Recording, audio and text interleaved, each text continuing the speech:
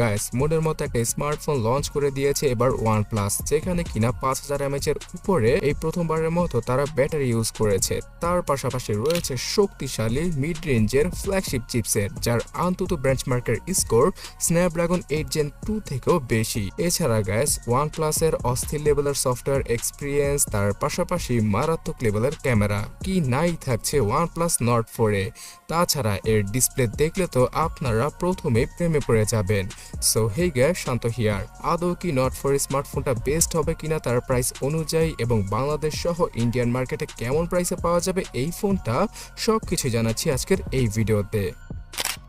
Guys, OnePlus Nord 4 স্মার্টফোনটা 12GB এবং 16GB এই দুইটা র্যাম ভেরিয়েন্টের সাথে আসে, যেখানে কিনা 16GB র্যামের সাথে আরও 16GB র্যামকে এক্সট্রা যুক্ত করে 32GB পর্যন্ত র্যাম ইউজ করা পসিবল হবে ভার্চুয়াল ভাবে। আর এই ভার্চুয়াল র্যামটা খুব ভালোভাবেই কাজ করবে, বিকজ এই ফোনটার ইন্টারনাল মেমোরি UFS 4.0 ক্যাটাগরির, যেটা কিনা বর্তমানে লক্ষ টাকার স্মার্টফোনে ইউজ হচ্ছে। আর এটার রিড রাইডের স্পিড একদম মাথা নষ্ট করার মতো। সর্বোচ্চ 512GBর ইন্টারনাল মেমোরির সাথে আসে OnePlus Nord 4 স্মার্টফোনটা, তবে কম দামের মধ্যে 256GBর ইন্টারনাল মেমোরিকেও পাওয়া যাবে। SD কার্ডের স্লট এই মারাত্মক লেভেলের স্মার্টফোনটায় থাকছে না, তবে আপনারা দুইটা 5G সিমকে সম্পূর্ণভাবে ইউজ করতে পারবেন এখানে। বক্সের সাথে OnePlus ফ্রিতে প্রোভাইড করেছে 100 ওয়াটের ফাস্ট চার্জার, যার মাধ্যমে কিনা এই ফোনটার 5500 mAh এর ব্যাটারিকে মাত্র 26 মিনিটে ফুললি চার্জ করা পসিবল। সো বর্তমানে যতগুলো স্মার্টফোনই পাওয়া যায় মার্কেটে, তার 99% মধ্যেই 5000 mAh এর ব্যাটারি রয়েছে। সো সেখান থেকে কিছুটা বড় আকৃতির ব্যাটারিকেই OnePlus Nord 4 এ ইউজ করার মাধ্যমে 2 দিনের মতো ব্যাটারি লাইফ নিশ্চিত করে ফেলেছে OnePlus। তবে হেভিলি ইউজ করলে এখান থেকে প্রায় 9-10 ঘন্টার মতো এসওটি পাওয়া পসিবল, কিন্তু গেম খেললে সেটা 6-7 ঘন্টার কাছাকাছি চলে যাবে। সো গেমিং এর কথা যেহেতু বলছি, এর চিপসেট সম্পর্কে জানা উচিত, তবে তার আগে এর মাথা নষ্ট করার মতো ডিসপ্লেকে আপনাদের সামনে তুলে ধরছি। অ্যামোলেড প্যানেলের 120Hz এর সর্বোচ্চ 2150 নিটসের ব্রাইটনেস যুক্ত ডিসপ্লেকে এবার ইউজ করেছে OnePlus, যার রেজুলেশন প্রায় 2K এর কাছাকাছি, মানে 1.5K। সো ডিসপ্লে নিয়ে কোনো কথাই হবে না। 6.74 ইঞ্চির এই ডিসপ্লেটার বেজেল নেই বললেই চলে। উপরে নিচে অথবা ডানে বামে কোনো জায়গায় বেজেলের পরিমাণ একদম বেশি রাখেনি OnePlus। একদম সুতোর মতো বেজেলের সাথে আসে OnePlus Nord 4 স্মার্টফোনটার ডিসপ্লে। এই ডিসপ্লের কন্টেন্ট ওয়াচিং এক্সপিরিয়েন্স ছিল একদম সুপিরিয়র লেভেলের। এখানে গেম খেলে যেমন ভালো একটা টাচ রেসপন্স পাওয়া যাবে, তেমনই যে কোনো ভিডিও দেখে অথবা অনলাইনে মুভি স্ট্রিম করে HDR কন্টেন্টগুলো আপনারা একদম আরামসে দেখতে পাবেন। এক কথায় বলতে গেলে আমার কাছে এই ফ্ল্যাট অ্যামোলেড ডিসপ্লেটা সবচেয়ে মারাত্মক লেভেলের লাগছে। এর PPI ডেন্সিটি 451, সো এখানে পিক্সেলের কোনো ঘাটতি চোখে পড়বে না। চোখের মধ্যে অনেকটা আরাম পাওয়া যাবে এই ডিসপ্লেতে কন্টেন্ট দেখে। তাছাড়া OnePlus 3 বছরের অপারেটিং সিস্টেম মানে OS আপডেটের ঘোষণা করেছে, তাই এই স্মার্টফোনটা অ্যান্ড্রয়েড 15, 16 এবং 17 এই তিনটা ভার্সনের আপডেট পেয়ে যাবে। সাথে পাওয়া যাবে কালারওয়েস এর সাপোর্ট, মানে গ্লোবাল মার্কেটে OnePlus কালারওয়েসকে কিছুটা মডিফাই করে অক্সিজেন OS নাম দিয়ে আনে। এখানে ফিচারের তেমন কোনো অভাবই নেই। AI রিলেটেড ফিচারগুলো ইমপ্লিমেন্ট করে দিয়েছে OnePlus। তার পাশাপাশি OnePlus এর ফ্ল্যাগশিপ লেভেলের ফোনগুলোর সব ধরনের সুবিধাই পাওয়া যাবে OnePlus Nord 4 স্মার্টফোনটায়। এখানে পুরো ফোনটাকে মাখনের মতো চালানোর জন্য Snapdragon 7+ Gen 3 এই চিপসেটটাকে ইউজ করা হয়েছে, যেটার আন্তত বেঞ্চমার্কের স্কোর পুরোপুরি মাথা নষ্ট করার মতো। 15 লক্ষেরও বেশি স্কোর করে এই চিপসেটটা। আর গেমিং এর কথা বললে যে কোনো হাই লেভেলের গেম আপনারা ইজিলি খেলতে পারবেন OnePlus Nord 4 এ। Call of duty, warzone, in fact জেমশেম ইম্প্যাক্টের মতো গেমটাও হাই গ্রাফিক্সে রেখে খেলা পসিবল। তাছাড়া তেমন কোনো হিটিং ইস্যুর দেখা পাওয়া যায়নি OnePlus Nord 4 এ।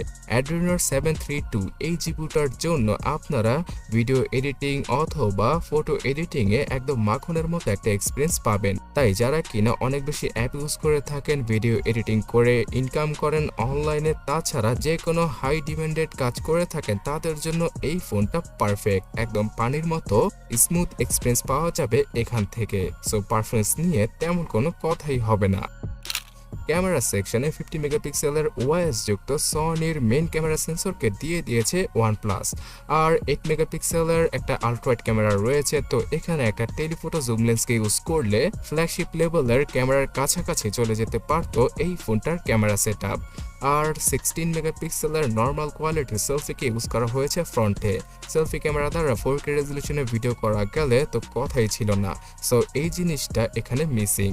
তবে রিয়ার ক্যামেরা দ্বারা 4K 60 fps এ ভিডিও করা পসিবল।